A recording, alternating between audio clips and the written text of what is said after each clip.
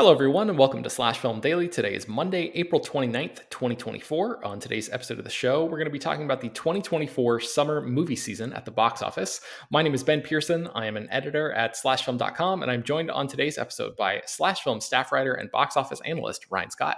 Hey everyone, how's it going? Ryan, it has been a while since we've done a full-blown box office-centric episode of the podcast, and I'm hoping that we're going to be able to get back to doing that at some point next week. But straight up, like some of the future of that depends on a situation that just popped up at your apartment, right?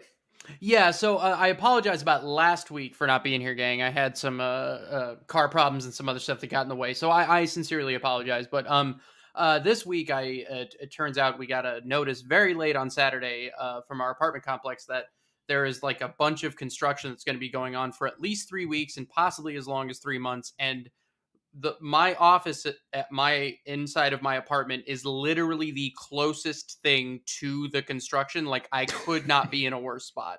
Ben and I were trying to figure this out earlier to make sure we could do it, and I couldn't even like focus on what he was saying. It was so loud. So I've sort of come up with a reasonable enough solution. But if you guys hear anything in the background while I'm talking or anything like that, just know that that's kind of what the deal is, and that'll be for the next few weeks, obviously. So we'll continue to do the box office episodes, but you might have to deal with some clanking in the background. Yes. Fingers crossed it's not too disruptive and that you retain your sanity, Ryan. So yeah. Well, I'll do my best on that second part, but no promises. Okay, so in previous years, Peter Schreda would recruit you for a big preview episode as we headed into the summer movie season, partially as research for his appearances on the Summer Movie Wager episode over at the Filmcast. If you listen to this show and you don't listen to the Filmcast, I would highly recommend checking them out. They're great. They started out as a slash film podcast years ago and spun off into their own thing. It's been my favorite podcast forever. I believe our pal BJ Colangelo is going to be a guest on their Summer Movie Wager episode, which is coming up pretty soon. So all of that to say that the Summer Movie Wager is primarily focused on predicting the domestic box office numbers for summer blockbusters. But since neither of us, Ryan, are actively participating in that this year, I think we're going to widen the canvas a little bit and focus primarily on global numbers. Yeah, Peter used to get frustrated at me because that's where my focus is. I am not super domestic focused. Like it is important. Like the domestic box office is very important because, particularly for movies people care about outside of China, like North America is the most important market for films, but like the global number is really the thing. So it was tough for me to focus narrowly on domestic. But so I'll try to give the fuller picture as we go here. But anyone who's read my stuff probably knows that I focus pretty heavily on like the bigger picture. Yeah.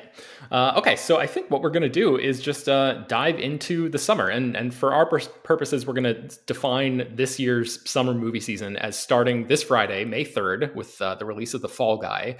And then we were actually going to cut off like right around, I think it's the first end of August, first week of September with Kraven the Hunter. But as of this morning, I think, or maybe late yesterday, that movie got moved to December of this year. So that is no longer going to be the final film that we're going to talk about in this episode. So we'll catch up to that point a little bit later on and figure out what the official end of summer movie is going to be. But Ryan, let's kick things off here. Let's start talking about The Fall Guy. What do you think about this movie and its prospects and sort of some comps, and what are you thinking about this film?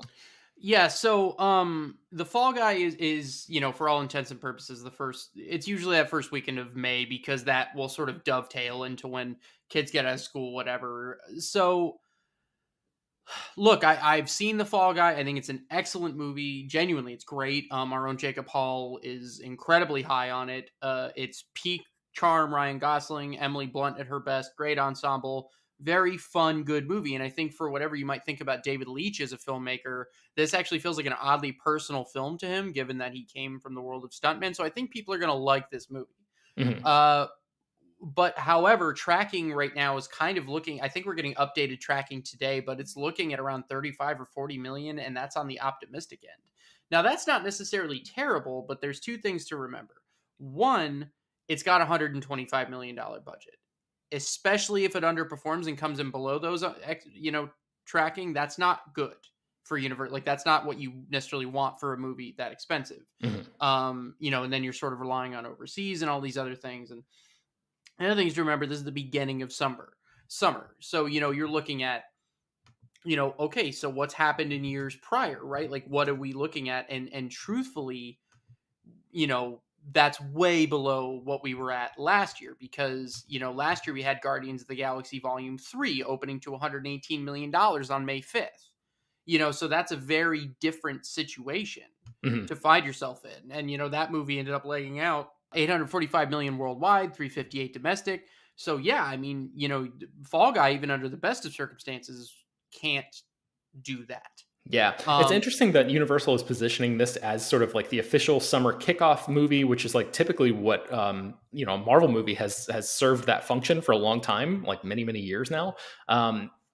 I guess barring some of the pandemic stuff that happened like 2020, 2021, whatever. But I don't know if you are on like Universal's press list, Ryan, but my inbox is just like, it feels like constantly being filled with, hey, here's a new featurette for the Fall Guy. Like it honestly feels like the studio is treating it as if it is on the same level as a Marvel movie. And I think, I mean, just the fact that they brought it to South by Southwest and it had, sort of a raucous reception there, they clearly are high on this movie, the studio, and they know that they have a genuine crowd pleaser on their hands. So I'm wondering what you think about the idea of this movie maybe opening slightly below expectations, but having potentially such good word of mouth that it becomes like the movie of the summer just almost by default, given the rest of the stuff that we're going to be talking about here. that is sincerely my hope. It's a good movie. Like it is a good movie. And like yes, it is technically a franchise movie because The Fall Guy is a TV show, but I talked about this in my box office preview piece for it that like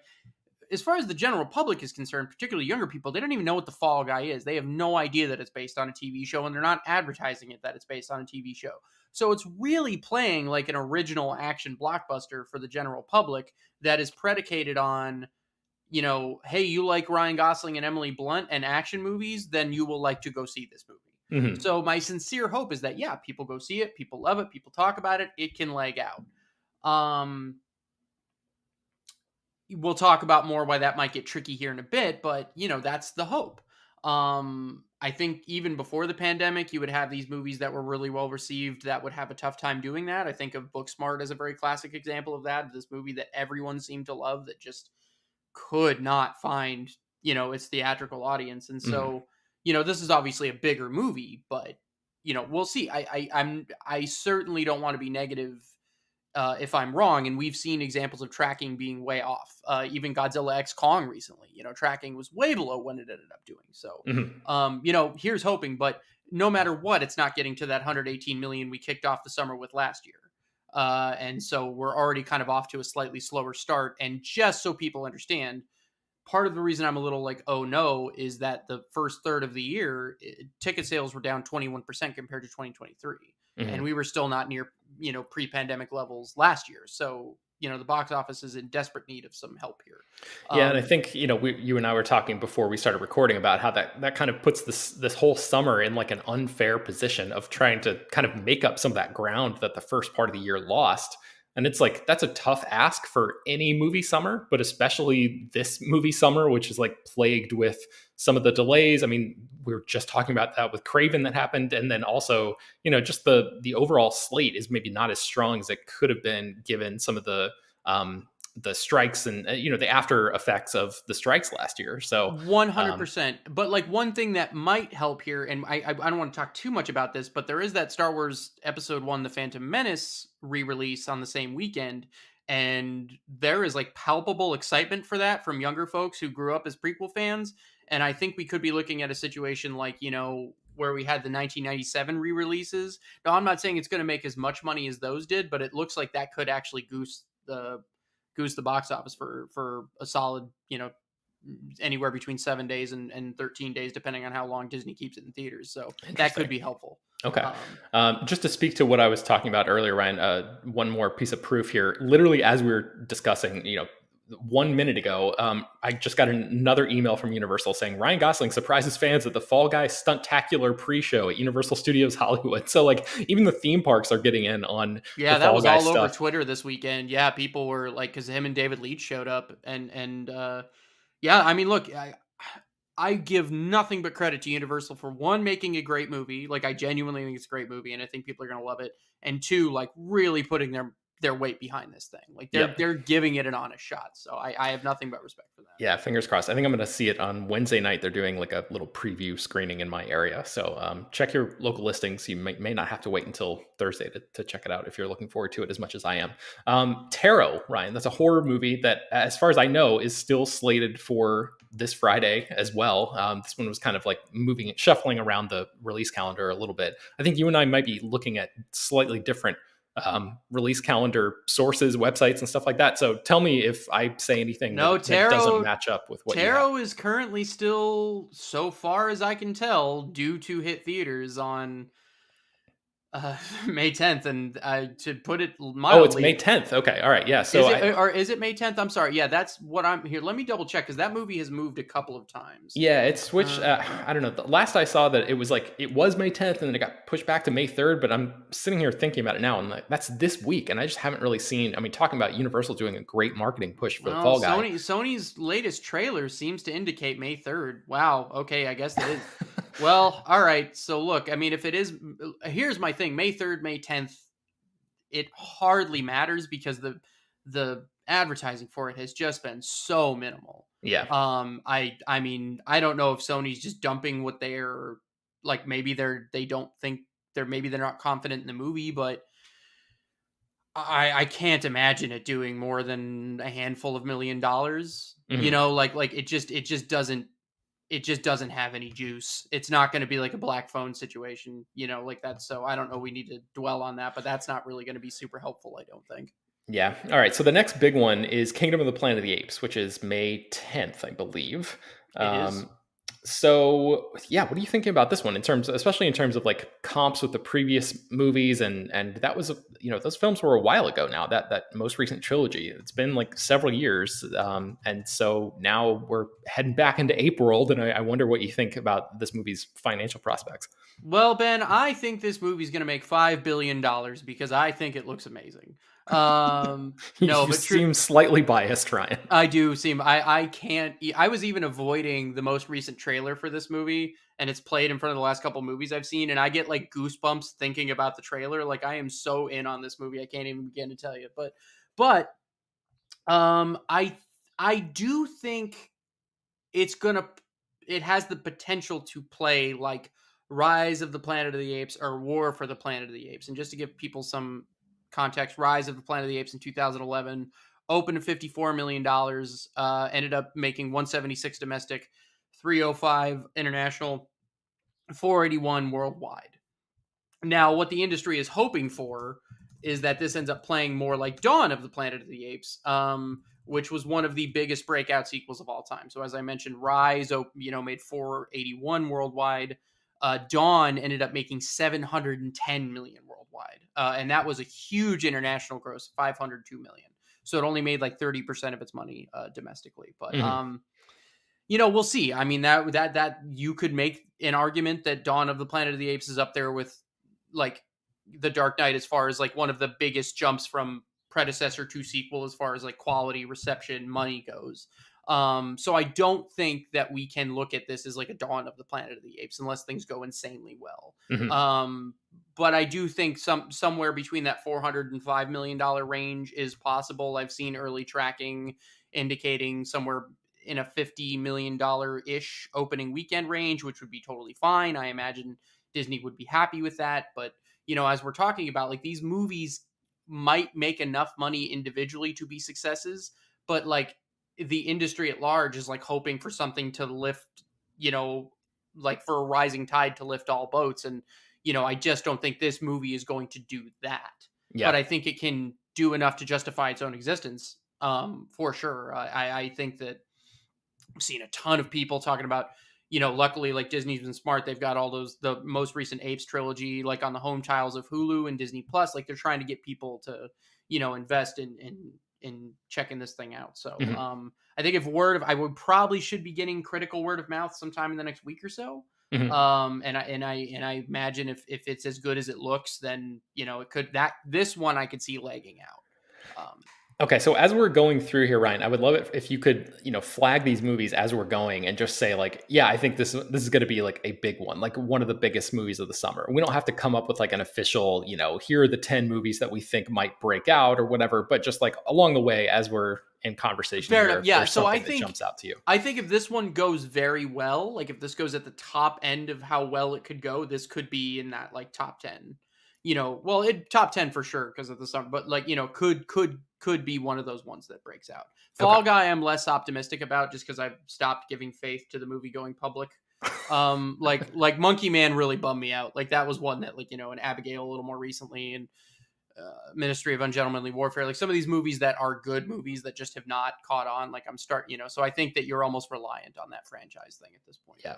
Okay. So the next weekend is May 17th, and there's, by my count, four releases that could be interesting to talk about here. So that you've got John Krasinski's If, starring Ryan Reynolds. You've got Back to Black, the Amy Winehouse biopic. You've got The Strangers Chapter One, directed by Rennie Harlan.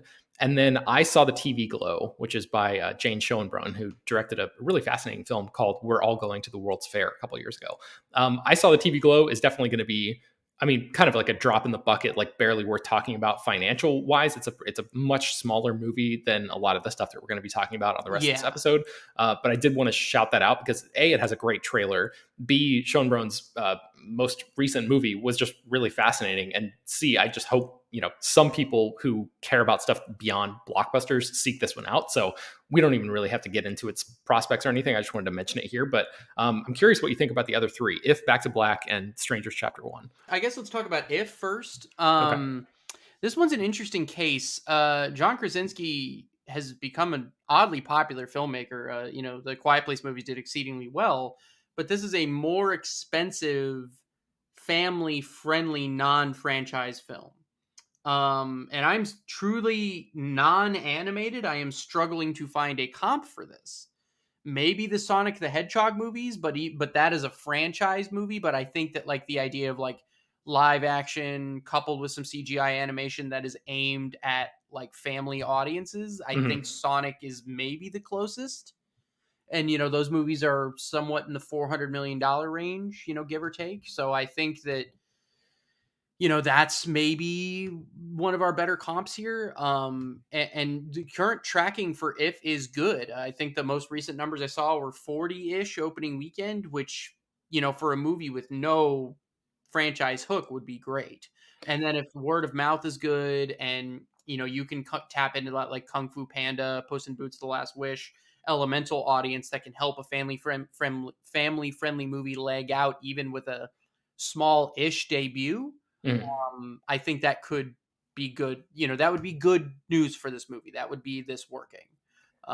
Luckily, Paramount is very committed to theatrical. They're going to keep this thing in theaters for a while. They're not going to rush it to VOD. But this is a bit of an unknown for me this summer. It could do like 150 worldwide if things go bad. It could do 500 worldwide if things go great. It's one of those ones where there's like a frustratingly huge range of where it could fall. Yeah, and I wonder about the Ryan Reynolds of it all too, because like obviously he's super popular for the Deadpool stuff, but like what was that movie, The Atom Project on Netflix? That was apparently like a big deal when that came out. If you're to believe the numbers that Netflix released on that.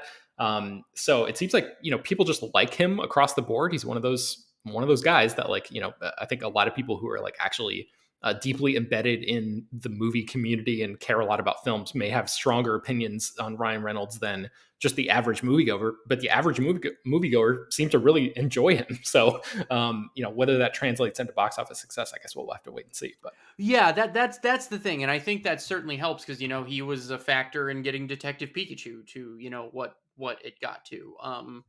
My question here is, of course, the budget, like which I'm not super sure what they spent on it yet. I'm praying against all hope that it was under $100 million. Like yeah. I don't know, but I'd love it at like 75 million, but I'm worried it's more than that. So we'll see. Okay, let's talk about Strangers Chapter One. What do you think about this one? It's another one of those like unknowns. Like I don't think The Strangers is like a strong enough franchise. Like I don't think people are like, oh wow, the strange, you know what I mean? Like, I don't know that Yeah. that's what's going to do it. And like the original Strangers was a solid hit. Like it's, there's a reason Lionsgate's doing this. It made 82 worldwide against a $9 million budget. But and I think people need to understand that Lionsgate made three of these movies back to back to back. All three of them have already been filmed. So they're Hmm. committed to like Strangers Chapter 1, Strangers Chapter 2, Strangers Chapter 3. So I would guess that they were able to get the budget down like per movie by doing all three of them like that. Yeah. Which helps. So, you have a trilogy at the end of the day, but if the first one doesn't work, it hardly matters. Um, I think this working extremely well would be like Black Phone numbers, right? 161 worldwide. Uh, you know, as far as like your opening goes, Black Phone opened to 23 million domestic, ended up at 90. That would be this working really, Hmm. really well. If it doesn't do that, I think this could be one of those movies that, maybe like does Thanksgiving numbers like 42 worldwide, like that would be this not working very well. Yeah, I was trying to look ahead to like all of the horror, the mainstream sort of blockbuster-ish horror movies that we have coming up this summer. So you've got Tarot, you've got this. I don't necessarily want to like spoil the rest of our conversation, but there's only a few more. Like The Watchers is one. Quiet Place Day One is kind of on the edge of like A horror Quiet Place and Day One is definitely going to mainstream. play for that horror crowd. So like, Yeah, that's yeah. and like uh I mean, there's one other one that I want to save, and like, I don't. I guess you could call Alien Romulus Oh, for sure. That into that plays for same the kind of horror thing. crowd, like for sure. So, but like, really beyond that, there's not much. So I wonder if like, I don't know, horror has just been such a big talking point over the past couple of years, where people have realized like, hey, this is a really consistent thing that people can make money on. So I wonder like if the Strangers Chapter One is going to have more of that like direct to video vibe to it, where it just kind of like ultimately becomes like a forgotten kind of thing, or if this is something that the horror community is really going to latch onto. So I guess Well, I we'll think have to this one see. could be very review dependent, right? Like if the buzz is good. I mean, like horror is one of the few genres that's a little bit like critic proof in some ways. Like if people want to see something bad enough, they're gonna go. But it also like sometimes doesn't benefit from, like Abigail didn't benefit particularly Hmm. much from, which is disappointing, but it happens. Yeah. So, but if this one like no, it's really good or whatever, like we'll see. I don't know. But I think it works as good counter programming on this weekend. It has enough space from some of the other big genre movies we'll be talking about, so it can own a few weeks, which is good. Yeah. Um, but yeah, then Back to Black is the other. I've written a little bit about that. That movie's off to a decent start overseas.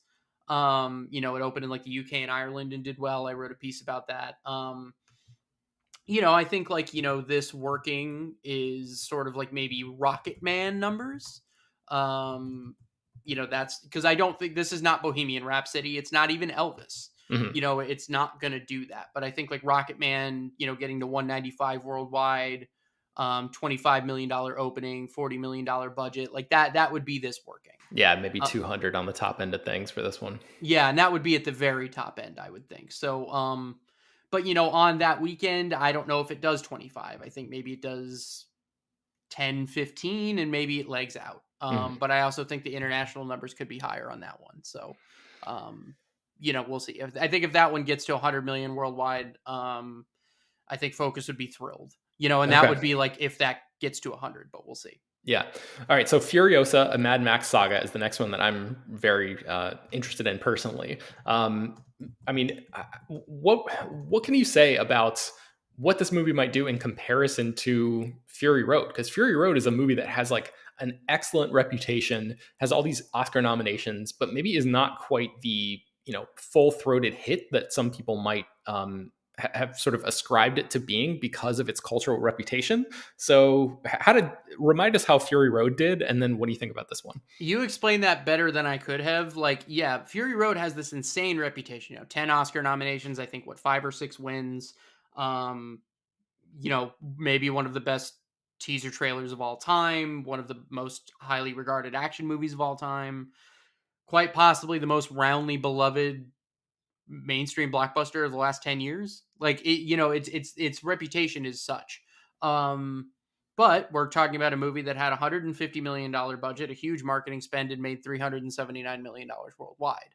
under most circumstances, that is not a success. Mhm. Why the reason we haven't gotten Edge of Tomorrow 2 is because it did similar numbers. You know, like, but this movie got 10 Academy Award nominations and made a ton of money after the fact. That's why. Um, so, but Furiosa, I can tell you even from looking at the trailers, it's probably not going to end up in that same. I don't think it's getting 10 Academy Award nominations. You know what I mean? Like, I just Yeah. something even just from that trailer tells me I don't think we're in that territory again. And I also think it's more expensive. My understanding is that it's closer to 200 million. Wow, are you So serious? I was going to say part of the reason that Fury Road, I imagine that budget would have been sort of inflated was because that movie went through such a long development process that, like, anytime a movie sits in development or goes through a bunch of different versions and stuff like that on its way to the big screen, that money just adds up and that gets dumped into its final, budget total. And that can kind of sometimes make a movie seem more expensive than it actually would have been. So I would have thought that maybe Furiosa could have comparatively kept the price down a little bit compared to Fury Road, but it sounds like that's not the case. So that's a kind of a bummer no, I'm from not just a positive. pure The numbers official perspective. budget has not been reported, but I've seen and heard. I can't say much, but I have. It has been suggested to me that the budget is in the $200 million range. Wow. Now that might be also one thing that you need to keep in mind, that might be before tax incentives and stuff. And then after that Mhm. kicks in, that gets you down. Like that's why the Godzilla X Kong budget came down to like 135. So like who knows? Maybe I'm hoping that's what's going on here. We'll see. Yeah. Um, but yeah, I mean, like, so I think obviously Warner Brothers made this movie with the hope that this could play like a breakout sequel. Like this could almost be like Avatar 2 type thing, right? Where people have waited so long to see the sequel or prequel, whatever, to Fury Road that like it can do bigger numbers than the original did. And Mhm. I think that like it is important. I know we don't want to like talk over each other here, but like the Garfield movie also comes out this weekend. That is completely playing for a different audience. Yeah. So, you're not running over anything there. And, If and The Strangers, like those aren't playing for the same audience. So this will be the first like legitimate blockbuster in 2 weeks because, so Kingdom of the Planet of the Apes can own that like sort of corridor for a couple of weekends. And, then Furiosa comes along. I think reception is going to be huge here. I forget which isn't this playing at a big film festival here before its release? Am I Oh, mistaken is it about that? interesting? It might be. Maybe it is, maybe it isn't. But I thought I'd heard that. But so look, we'll see. I this one I'm not so sure. Like you know, it's one of those ones where I'm a little like the one part of me there's the part of me like that thinks of this like I did Top Gun Maverick before it came out, where I'm like, I just don't know if anyone wants like, yeah, I'm not sure. And then that movie made $1.5 billion. Like, Mhm. so like I'm not the best prognosticator, and I say that every once in a while as I sort of muse my way through some of these things. Um, like, can it do Mission Impossible Dead Reckoning Part 1 numbers? Can it be that this summer? Can it do, 567 worldwide? Can it open to 54 domestic? Can it do 172 domestic by the end of its run? I think so if things go very well. What is this not going well? Something in like the Hunger Games Ballad of Songbirds and Snakes, right? Like that might be this not going well. 337 worldwide, $44 million opening, and then kind of tumbles from there. Like that would be this on the low end. Mhm. If it goes any lower than that, I would be fearful, but I don't think that's going to happen. Yeah. So I think your absolute floor would be like 300 worldwide. Like if this just somehow people just don't show up, don't care. Very top end would be like 600 worldwide in my eyes, but we'll Yeah. see. Okay. All right. What about the Garfield movie? I mean, obviously, I think like your big hope of hope there is that you have Chris Pratt in another animated movie about a icon. So like Sony's like, let's get $1 billion hit, guys. But like that's obviously not what's going to happen. It's not going to do Mario Brothers movie numbers. Um, but animated movies have lagged out. We've seen Kung Fu Panda 4. We've seen Puss in Boots: The Last Wish like open to relatively small numbers, but like lag out in a big way. Migration ended up making about $300 million worldwide after a very small opening. Mhm. So, Garfield could be this really helpful movie this summer where maybe it doesn't open huge on May 24th, but it probably is going to leg out. It's got a little bit of competition in that, like, If is probably playing for the same market. Mhm. But I think in terms of strictly family friendly animated movies go, that could be in a good spot. And I think there's an outside shot that like Garfield ends up opening higher than Furiosa. And I think that even happened like when Mad Max came out. What was it? Yeah, I think it was Pitch Perfect 2 opened that same weekend and opened higher than Mad Max. Wow, I did not remember that. Yeah, and nobody does, right? But so like I think we could be in a similar situation here. It's Um, interesting because like you've got Inside Out 2 coming up in the middle of June. We'll get to that in a second, but that seems like the family friendly like bring your kids to the movies kind of thing on paper. But then when you think about it for a second, like Inside Out 2 is more about like this grown up uh uh female protagonist, and then you've got, yes, the same, or some of the same, and a new cast of emotions and things like that. What I'm trying to say is like that movie is Pixar's actual big play this year, but it seems like it could play to a slightly older crowd than like the, let's bring my 5-year-old to the movies kind of thing, which I think Garfield would definitely, benefit from that kind of approach or whatever. Like is going to be the beneficiary of that kind of thinking. And then Despicable Me 4 doesn't come out until early July, so like maybe Garfield has like essentially the entire month of June to capture that audience before Despicable Me 4 comes along and potentially like eats its lunch. But I don't know. I was wondering how much of a threat you thought Inside Out 2 might be. Pixar is tricky right now because, like, I mean, I think after Elemental opened last year, I was like ready to be like, well, Pixar might be done as a theatrical brand, because it opened, bad. Like, there's no getting around it. Elemental, and Pixar had a bad couple of years of putting stuff direct to Disney Plus, and Bob Iger even addressed that as a mistake. But Inside Out, a $200 million, or Elemental, I'm sorry, Elemental, a $200 million, animated movie, only opened at 29 million, but it lagged out to 154 domestic, ended up making 496 worldwide. And that shows you in the pandemic era how leggy these animated movies can be. So I think Inside Out 2, Inside Out made a ridiculous amount of money. Like, this is like that pre-pandemic, you know, where Pixar was one of the house of ideas where you could take a high concept original idea and it could make $858 million worldwide. Mhm. That's what Inside Out did. That's what Pixar was capable of. Post pandemic, we haven't had a lot of, sequels from them to sort of see what they can do. Like, we had Lightyear, which was a spinoff, and that flamed out badly. Yeah.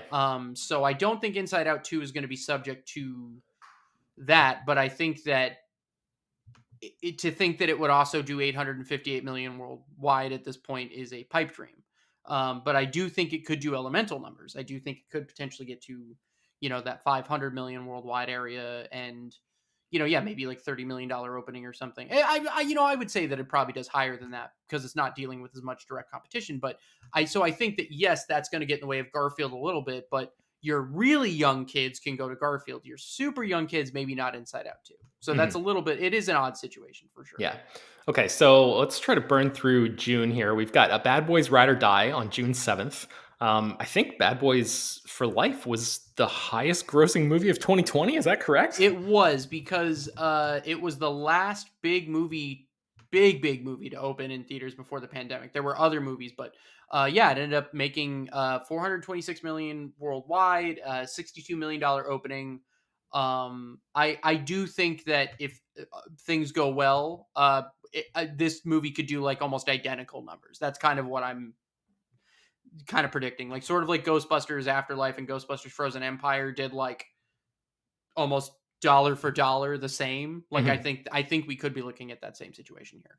Okay. Assuming the reviews are good, which I think is, that's the, because people really liked Bad Boys for Life, and I think that could be the similar situation here.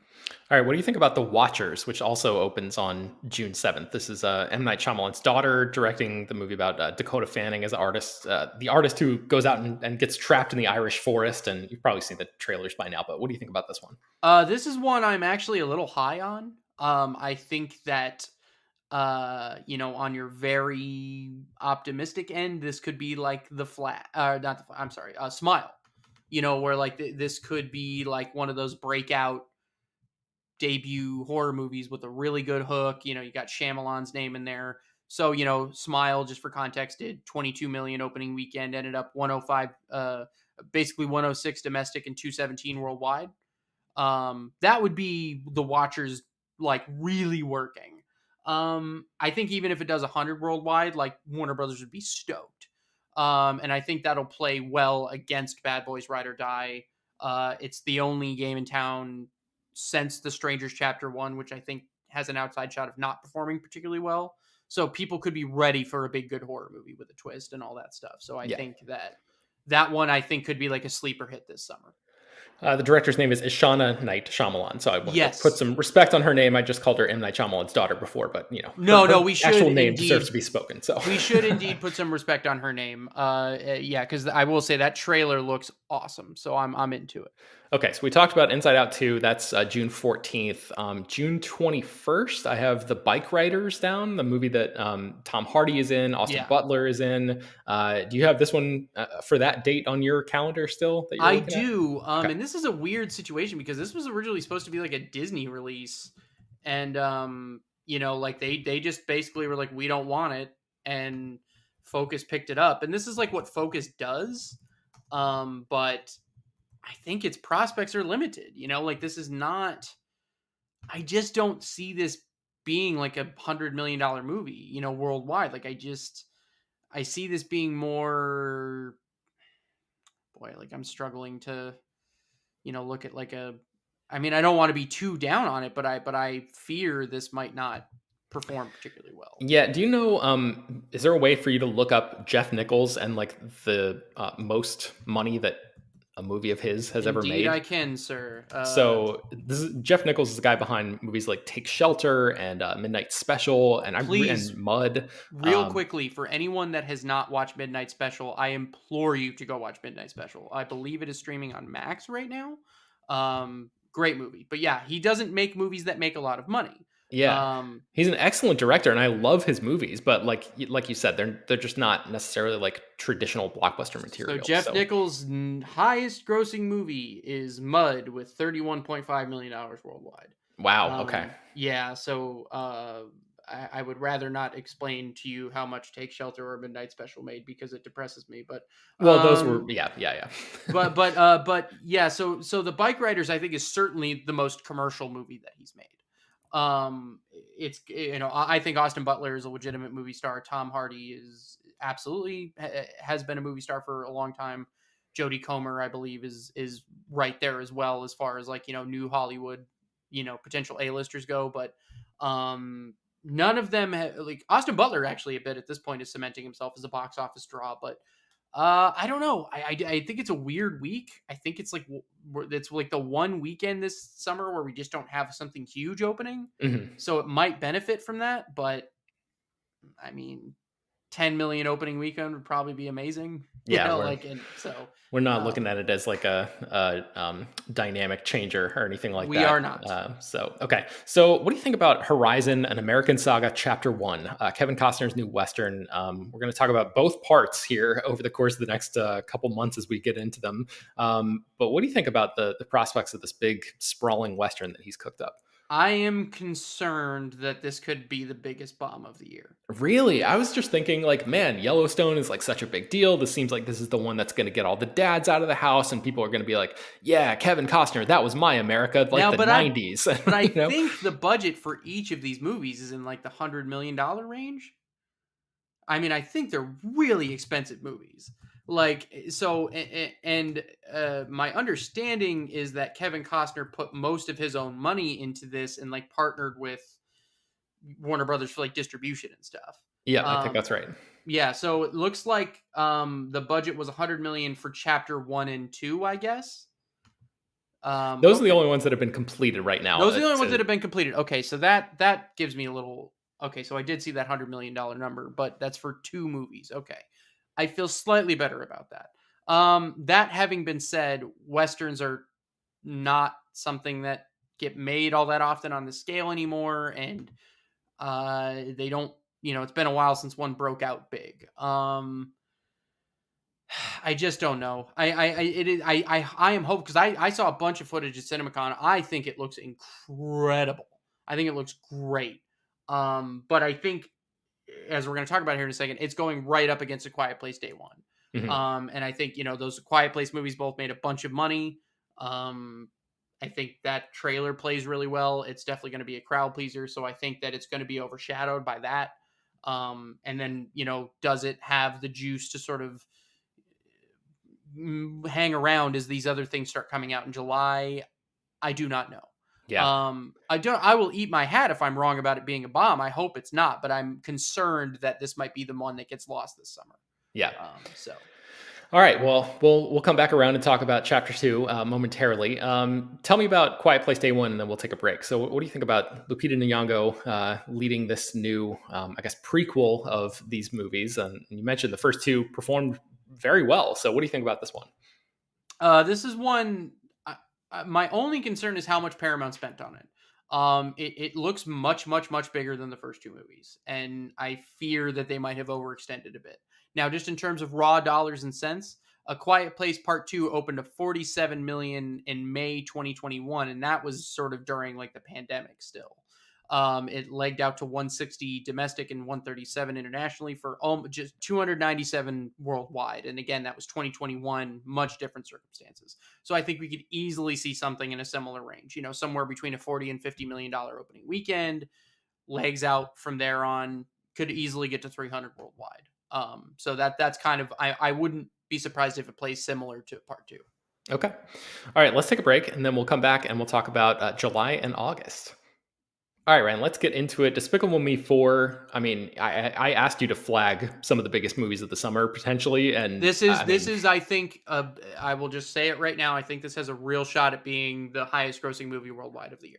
Yeah, that's what I was thinking. I mean, these movies just like make bank. That is what they do. It is unbelievable how much money these films make. And can I offer some content? Because there are a lot of people that are probably listeners of this podcast that don't have kids that are like, who cares? Well, let me tell you who cares. To date, the Despicable Me franchise, counting the Minion films, has made $4.64 billion worldwide. The original Despicable Me, $544 million, and that is the lowest grossing entry in the franchise. Despicable Me 3 made $1 billion. Minions made 1.1. Minions The Rise of Gru in 2022 made 939. These movies make money. So yeah, we're looking at, even on the low end, if this movie quote unquote flops within this franchise, it makes its way to 600 million worldwide. So yeah, and it's one of the highest grossing movies of the year. and most of the other big studio releases kind of cleared out because they know that this movie is just going to dominate for a little while. Yep. The only thing that I have listed kind of in its orbit still is on, I believe it's July 5th, Maxine, the third entry in Ty West's trilogy, which started with X and then was followed up by Pearl. It was a couple years ago, and now the third movie is coming out. I'm really looking forward to this personally. This is another one that is like pretty small and is not going to be like a major player at the box office this summer, but that is like obviously totally different energy and audience than Despicable Me 4. So I guess it makes sense as a piece of counter programming to slot in there. The only thing I will say about Maxine is that people have caught up with X and Pearl now, and those movies were made for almost nothing, and they did relatively okay. I wouldn't be surprised if Maxine like makes a lot more than X and Pearl did. Just because I think people have caught up with those two movies now, and I also think that Maxine trailer plays great. So yeah, definitely. So we'll see there, but. Okay, so July 12th, we have Fly Me to the Moon. This is the movie that I don't even know. I don't think we talked about it on the podcast yet, but the trailer is out there. It's Scarlett Johansson and Channing Tatum as like people in the 1960s during the space race, and there's they basically have to like fake the moon landing just in case it doesn't work. It's like a rom-com kind of thing. I don't know. This seems like the type of movie that would have gotten made in the 90s and would have just been like a dime a dozen, like, oh yeah, get, two movie stars, throw them together and we'll call it a day. And like that, we used to get movies like this all the time. This movie now just feels like such an outlier given the cinematic landscape that we've experienced over the past few years. So what do you think about this one as almost as like a throwback to an era long past?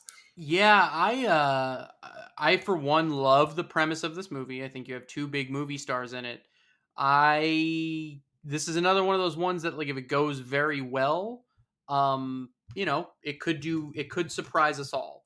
I think The Lost City remains one of my biggest surprises of the pandemic era, which starred Channing Tatum and Sandra Bullock. Again, another two-hander, and that did 105 domestic, and it ended up at just basically 193 worldwide. Against a $30 million domestic opening.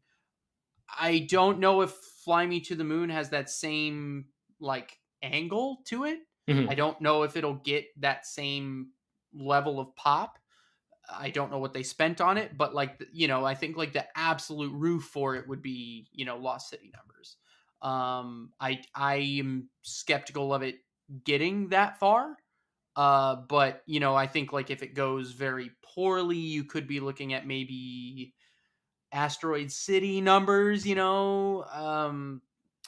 Wes Anderson, which was like 53 worldwide, which was like good for Wes Anderson, bad for a movie that probably cost as much money as they spent on this. So Yeah. we'll see. Okay, so that's July 12th. And then July 19th is Twisters. And I'm so curious about this because, like, Twister was a big movie in the 90s. And, like, that was more of the monoculture time. Like, everybody's attention spans weren't as fractured. That movie, like, sort of captured the imagination. It had a great trailer, the whole thing with the cow flying through the Sichi cow and the tornado and all that. Like, it was a movie that had iconography. So I feel like and it was also like one of the first big DVDs, if I remember correctly. It was sort of like right around that era.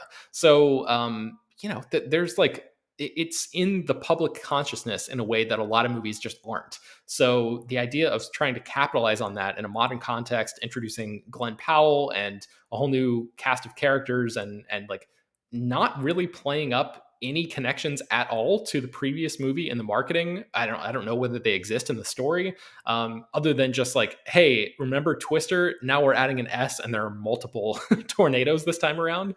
So it's just a really, really interesting sort of gambit here. So, what do you think about this one?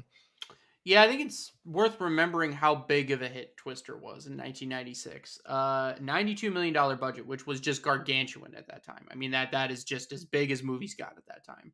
$41 million opening, which was massive, because these are unadjusted for inflation numbers. $494 million worldwide in 1996. Again, unadjusted for inflation, just an unmitigated success train. And it's a movie that is hung around. Like, it still plays on cable to this day. So it's made a bunch of money.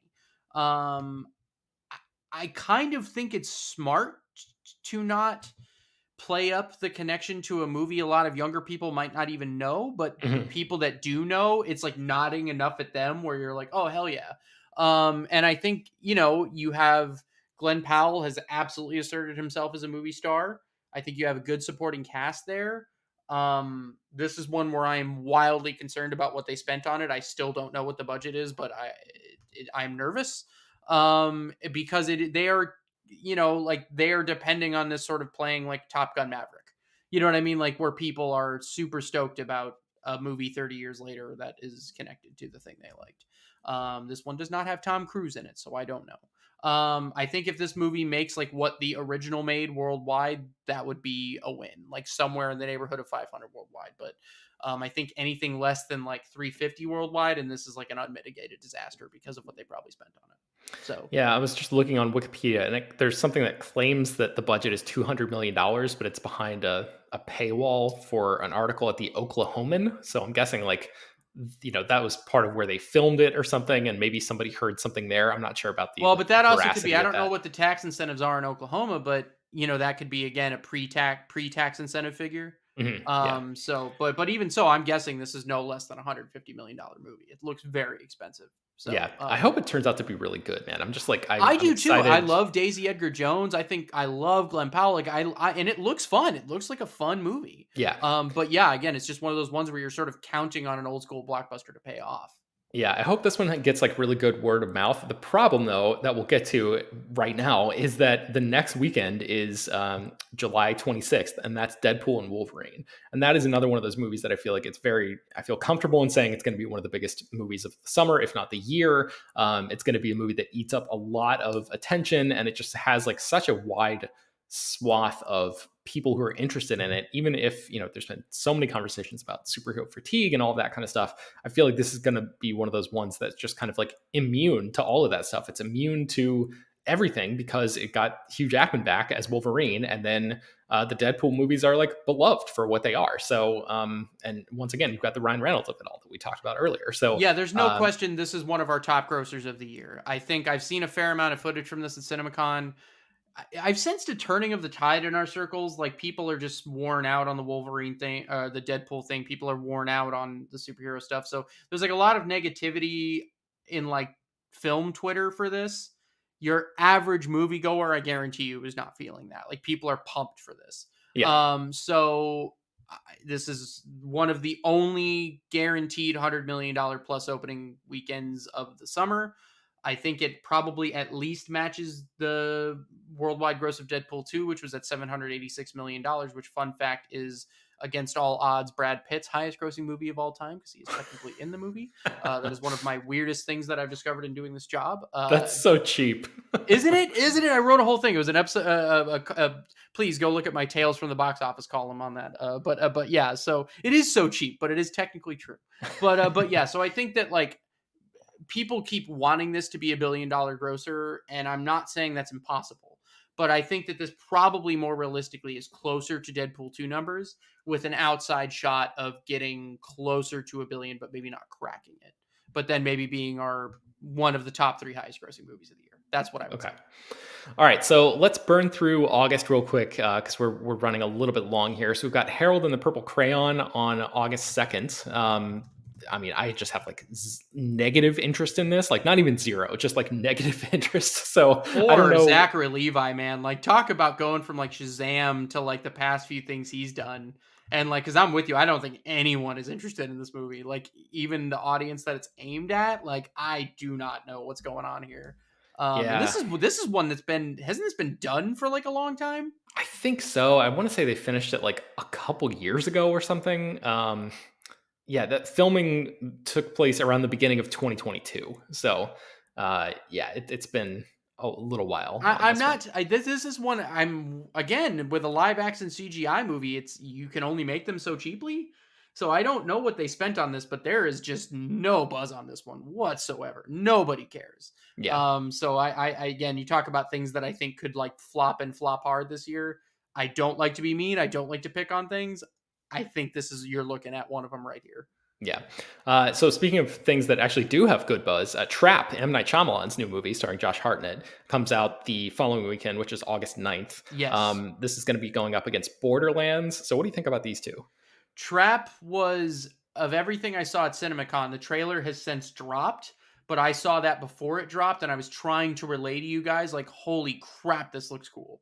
And I think luckily that it wasn't just like the buzz in that room. People seem really behind this one. Yeah. And there's a reason Warner Brothers signed Shyamalan to that deal, is because ever since he stopped doing big franchise movies, he's been a reliable bet. Knock at the Cabin was the movie that dethroned Avatar 2 at the box office. So, like, I think that Trap is well positioned. Probably I'm looking at what his last few movies have done, and I'm wondering, and again, I think reception is important, right? Like, with Shyamalan's movies in particular. But I think what's interesting is he has built up such a reputation now of like just curiosity Mhm. that even a movie like Old that wasn't exceptionally well received still made $89 million worldwide. So I think that like that's certainly on the table here, but like if things go exceedingly well, let us not forget that Split did 278 worldwide. And Wow. that was before. No one knew that was connected to Unbreakable. That was just marketed as a movie on its own terms. Mhm. The Visit made just shy of 100 worldwide. So I think, Trap could it shouldn't have a problem getting to 100 if it's even remotely good, but if you can somehow get to that pre-pandemic like split level of excitement, who knows? Yeah, that would rule. So Borderlands. Borderlands has just been like, it's had such a stink on it because of all the reshoots and the director changing and all that kind of stuff. But the trailer kind of makes it seem like none of that matters. And I think for people who don't follow this stuff closely, you never really know that watching the trailer, which makes it just look like a big sort of Guardians of the Galaxy-esque riff. So what do you think about the prospects of this one? I think this movie working would be Sonic the Hedgehog numbers, and not to use that again as like it's not Guardians of the Galaxy. It's not making 800 million worldwide. It's just not. But I think that like if it can somehow avoid like critical disaster, the first Sonic the Hedgehog did about 320 worldwide. I think that would be this working. I think it not working is worse. Like I'm not super sure of how low this one could go. I think it gets a certain level of interest just because it is within, maybe it's like Madam Web, right? Like it's 100 million worldwide movie. Like maybe that's like the bottom end for this one. Mhm. So that would be kind of my look there. So that could in theory be a good weekend where you have Trap probably being the top movie if it's received well, and then Borderlands kind of on its tail at number 2. So you have two movies that combined maybe, let's say, bring $80 million worth of ticket sales. Yeah. So Yeah, that seems promising to me. All right, I think we only have 4 movies to talk about left. Alien Romulus is the next weekend, which is August 16th. That's going up against Horizon Chapter 2. So what do you think about these two? what's interesting is I think that Alien Romulus is probably going to be a big hit, but only because it's probably made a lot cheaper than Alien Covenant was. So Alien Covenant cost 97 million before marketing, and it made 240 worldwide, basically 241, 74 domestic. I think if this movie does Alien Covenant numbers, it's going to be considered a success, which is interesting. And I Mhm. actually think that's probably where it'll end up. If I were to guess, it'd probably be close to that, but Disney knew not to spend $100 million on an Alien movie again. So, and I also think it's different because this was originally supposed to only go to Hulu. That was what it was made like under the guise of. But I think that, as we've talked about before, they saw the buzz on Prey, which went directly to Hulu. And I know that there were circumstances that dictated that. I don't think Disney's ever doing that again. Yeah. So I think that this is a movie that it benefits from both being horror and kind of a big franchise thing. So that's one that I would look at as like maybe one of the sleepers. I know it's weird to call an Alien movie a sleeper, but people were not super high on Covenant, so I would consider that a slight sleeper movie of the summer, perhaps. Okay, so do you think Horizon Chapter 2 is just going to be like way worse than Chapter 1 because you were thinking Chapter 1 might end up being just a straight up bomb, right? What's fascinating here is we've never had a situation like this that I can recall where the chapter 2 or sequel to a movie comes out literally like 2 months later. And Yeah. so, okay, is that enough time for, let's say the first one doesn't do exceptionally well in theaters, but is Warner Brothers going to ensure that in that 2 month window it makes it to VOD and or streams on Max so people can catch up with it before the second one comes out? Is that enough time for that? I say no Because way. that right, and that's my thing. So you're relying on only the retention from Horizon Chapter 1. Mhm. Um so I'm not, if the first one doesn't do really well, I think your odds of getting more people out for Chapter 2 are, obviously low, and I think getting the exact same people to show up again, who knows, we'll see. Yeah. But yeah, so that one is one I'm especially opening against Alien, especially a week after Trap. It could be rough. The upside to this, Ryan, as I see it, is maybe this is the movie, this is the franchise that gets people who haven't come back to the theaters yet since the pandemic to come back. Like I said, older audiences who loved Kevin Costner stuff from back in the day, and like maybe they're just like fully on board with this, and they would be willing to go to the movies not once but twice in a season. Whereas, maybe since the pandemic that would just like not be in their interest set I anymore or something that they would completely do. agree. This working is me looking stupid in a few months. And this being and this and like and I hope that's true. Let me please snip this, say it for the record. I hope I look like an idiot. Because I want these things to succeed. I want all these I don't like it when movies fail because it's not good for anybody. I am not rooting for anything to fail. Like so yeah, I want to look dumb. I want those same people that made Top Gun Maverick an unexpectedly huge success to show up for this. And I think you're right. I am just still nervous about the experiment because it Yeah. is very hard to market an original movie anyway. Marketing two of them back to back is a Herculean task. Yeah. So I'm hopeful, but we'll see. Okay, so the last two movies that I have on my list, and please let me know if there's anything that I missed or that you might have on this final weekend in Sure. August, which is August 23rd, it looks like, is The Crow and then Blink Twice, which is, I think it's Zoe Kravitz's directorial debut. I just saw Yes. the trailer for this debut not too long ago, and Channing Tatum is in this one too. So I guess we got like a summer of Tatum or something in some ways A little because, bit. yeah, with that and Fly Me to the Moon. So it's like a murder mystery type of thing, like Looks very, fun. yeah, like sexy, mysterious kind of fun movie. So that is very different than the like ultra dark, violent version of The Crow that's coming out.